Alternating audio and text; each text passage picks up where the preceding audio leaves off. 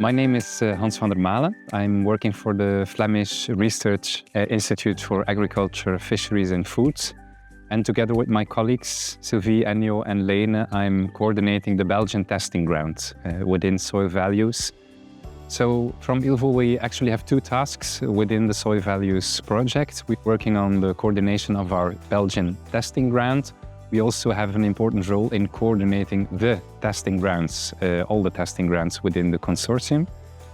Within this region where we are standing now, our task is to bring actors together who want to work on soil health business models within this region, and we're more specifically working on setting up composting schemes, both the production and the application of compost.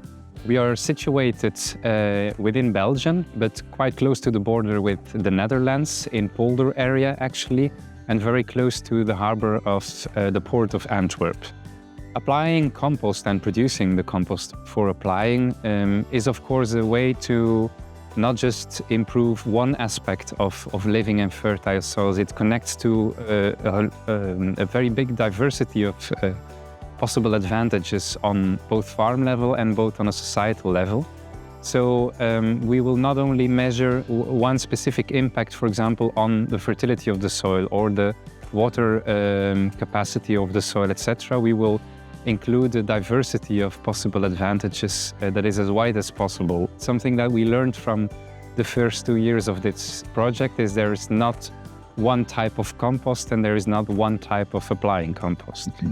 So what we found out so far is that many farmers are interested in applying compost and are aware of the importance and the possible advantages of applying compost. The point is, or what we found out during, for example, a lot of interviews, is that there are quite a lot of barriers on which farmers do not have that much impact. And so by working together and also including policy actors, for example, we hope to address these barriers and then unlock a bit that potential that apparently is already there, or first seeds are already there on farm level. So some of these barriers that we identified so far are, for example, legislation, which is of course a difficult one because it can't be changed that soon. But other barriers are, for example, infrastructure. You sometimes need to stock certain biomass flows for a certain amount of time. And then you are also discussing, like, where will we put this? Can we put this under a roof, for example? We need, of course, compost machinery. Is this present in the region? It turns out to be the case, but not many people know where to find it. So these issues, infrastructure, installation, knowledge, definitely is also an important one, are important barriers. But I'm very sure that we will identify more and start working on all of these. For the upcoming months this year, we have identified 3 different ways in which we will continue working. We will explore the opportunity of maybe setting up a cooperative of farmers who want to work collectively on producing local compost or compost based on local biomass flows. Secondly, we want to work on field margin schemes that exist in this region, which need to be mowed often, and which might be an interesting source of biomass for composting. That's a second track we want to explore.